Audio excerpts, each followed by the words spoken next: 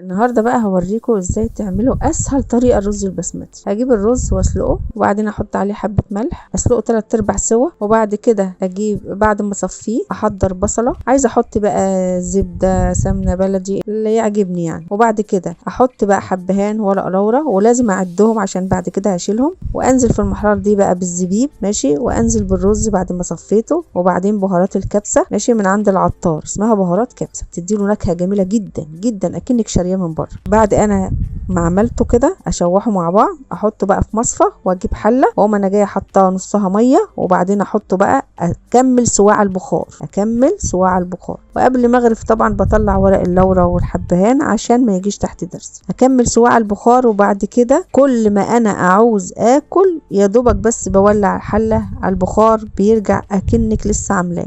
عايزه اكليه بقى بكفته، لحمه مشويه، فراخ مشويه، وبالهنا. هي دي الطريقه.